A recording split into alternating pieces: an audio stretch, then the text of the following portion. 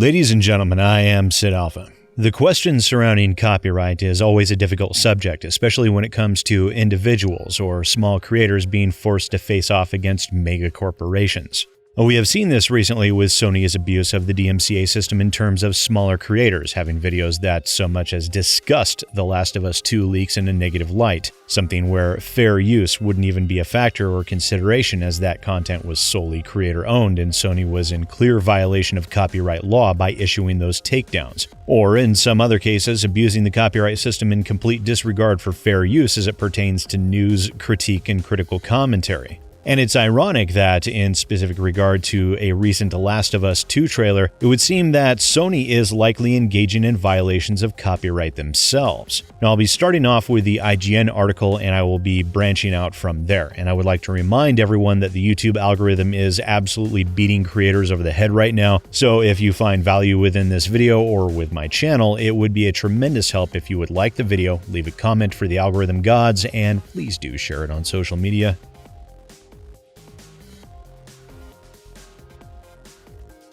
IGN released an article early this morning titled The Last of Us Part 2 trailer accused of copying artist without permission. And within it, they outline Lottie Kestner's public statements over The Last of Us 2 and her cover of the song True Faith. The original song was from the 1980s group New Order, which was, let's face it, about as 1980s as one could possibly get. The song was a bit of singing with synth-style music, again, an extremely stereotypical 1980s thing, whereas Kestner's cover is more of an acoustic guitar with vocals, and on a side note, after listening to the full song, I personally feel the cover is a dramatic improvement over the original. That cover includes a specific segment of vocalization within it that was not within the original video, and for the sake of clarity, I will now play those two brief segments back to back. Cue instant demonetization and potential DMCA from Sony.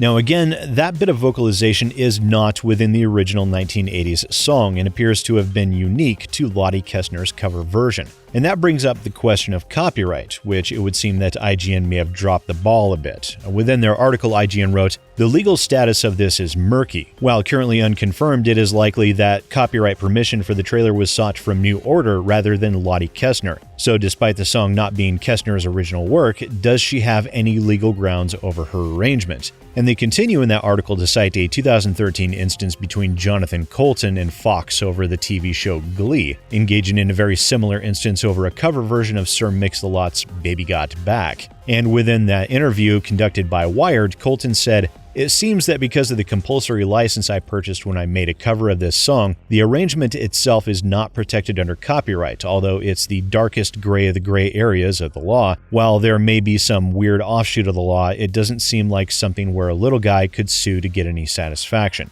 Now, IGN finished their article further reinforcing their impression that Lottie Kestner likely would not have a legal leg to stand on, saying, "It appears then that Lottie Kestner may be stuck fighting in a very unclear area of copyright law. So far, Naughty Dog has yet to respond publicly," which I disagree with for one very specific reason that we'll go through in the next segment.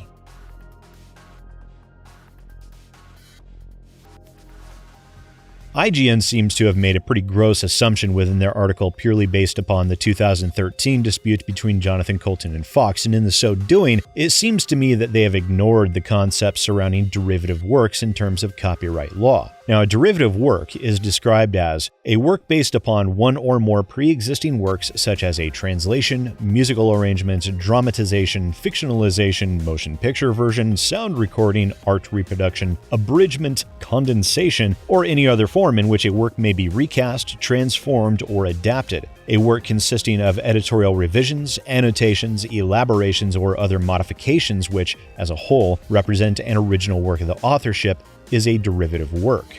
And based upon that definition, Lottie Kestner's cover of the song True Faith very much falls into that category.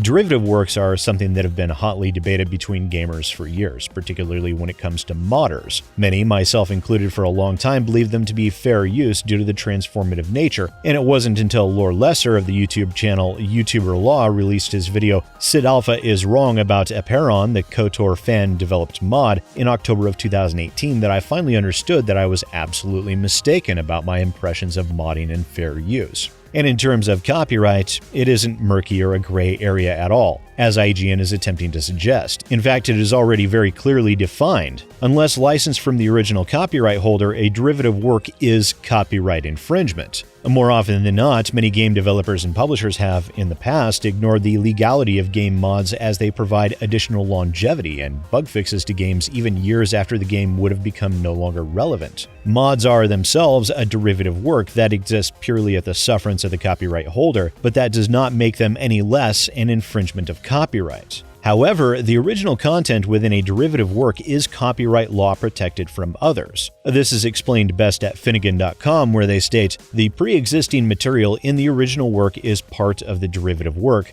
but the copyright in the derivative work extends only to the material contributed by the author of the derivative work." Meaning that the addition of the humming by Lottie Kestner is purely her creative addition and is protected against infringement in terms of copyright law.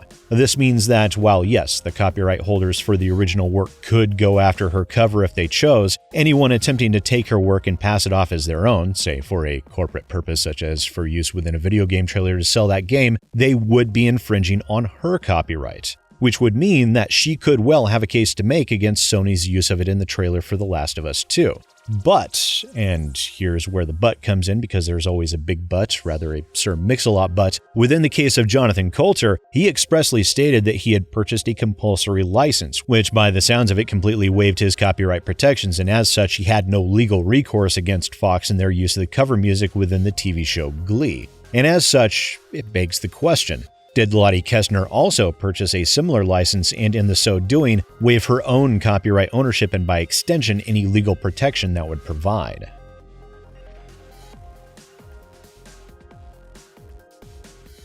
First, I would like to discuss IGN. They did a fair job with the article, their points were well made, and their presentation of information and resources was done mostly well. However, it is that aspect of derivative works within copyright law that they seem to be largely ignoring or simply did not bother investigating. Overall, it wasn't too bad, if a bit uninformed and lazy, and again, this is where I state my opinion before people start going on a mad typing spree down in the comments. The cover itself, as I already said, is well done. It is an improvement over the original, and it does include creative aspects that appear to be unique in their delivery, including the humming. To then include a substantially similar acoustic version along with a matching of that humming for use within the trailer by Sony is suspect to me. So here's what I think happened. Bandcamp.com is used by countless musicians that include both original music and covers as well. It is likely that the PR team working on the trailer went to Bandcamp in order to find quote-unquote inspiration for their acoustic version of a song that matched the emotional tones they wanted to convey within their trailer, and they found one that fit perfectly. So instead of, spending effort creating their own entirely unique version, because let's face it, who has the time for creative process within a supposedly creative industry, they simply copied the song and had someone else sing the vocals and then cut it down to fit the trailer. The thing of it is, though, that doesn't change the simple fact that it is very likely copyright infringement, even if they obtained a commercial license from the original copyright holders. The only mitigating factor that I can see would be if Lottie Kestner obtained a license that contained within it writing that removed her own ownership of the derivative work in terms of copyright.